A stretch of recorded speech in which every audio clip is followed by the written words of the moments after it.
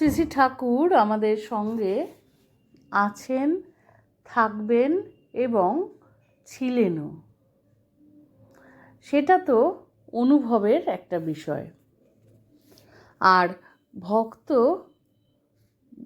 যে ঠাকুরকে ভালোবাসে তার কাছে তো ঠাকুর থাকবেনই। সেই কথাটি আরও একবার মনে করিয়ে দিলেন পূজ্যপাদ স্বামী জ্যোতিষ্বরানন্দজি মহারাজ।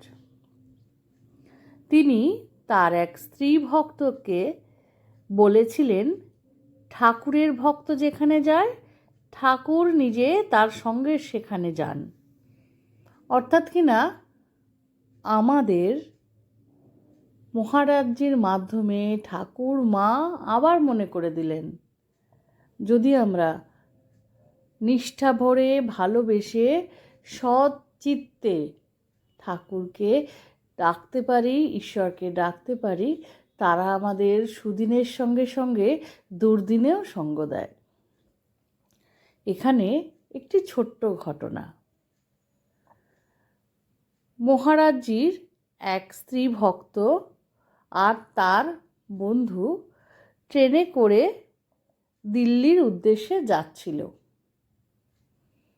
তো যথারীতি ওই স্ত্রী ভক্ত মহারাজজির কাছে এসে আশীর্বাদ গ্রহণ করলেন। তখন মহারাজজি তাকে বললেন, নারীসুলভ ঈর্ষা ও ক্ষুদ্র বুদ্ধির ঊর্ধ্বে ওঠো।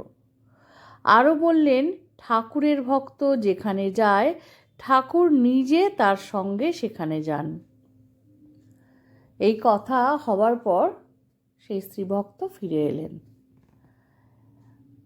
মহারাজজি আর ওই মেয়েটির কথা যখন হয়েছিল তখন কিন্তু তার বান্ধবী মেয়েটির সঙ্গে ছিল না। এরপর ওই শিষ্যাটি দিল্লি অভিমুখে যাত্রা করেন। খুবই আশ্চর্যের কথা আর অলৌকিক কথা যে সেই রাত্রে ওই মেয়েটির এক বান্ধবী তার সঙ্গে গমন করছিলেন, যে মহারাজজি ও মেয়েটির কথা কিছুই জানতেন না। আর সেই স্থানে বান্ধবীটি উপস্থিত ছিলেন না।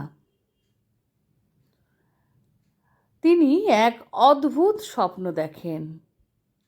সেই স্বপ্নের মধ্যে বান্ধবী দেখেন মহারাজের ওই শিষ্যা ট্রেনের কামরায় একটি বার্থে শুয়ে আছেন, আর ঠিক তার উল্টো দিকের বার্থে সেই কামরাতেই শ্রীরামকৃষ্ণ যেন শুয়ে আছেন এবং মেয়েটির সঙ্গে সঙ্গে তিনি চলেছেন।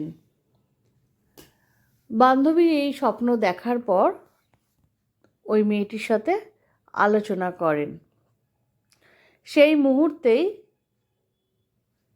সেই স্ত্রী ভক্তটির মনে হতে থাকে যে গুরুদেব তো তাকে বলেইছিলেন ঠাকুর সব সময়ের জন্য তাঁর ভক্তের সঙ্গে থাকে, সুসময় হোক বা দুঃসময়। এখান থেকে আমরা আবারও শিখলাম কিভাবে সৎ এবং ভালোবেসে এক মনে ঠাকুরকে স্মরণ করতে হবে। তাহলে ঠাকুর আমাদের সব সময়ের জন্য সঙ্গে থাকবেন এবং ছিলেন আর আছেনও। ছোট্ট ভিডিওটি নিজের এত ভালো লাগলো তাই সকলের সাথে শেয়ার করলাম।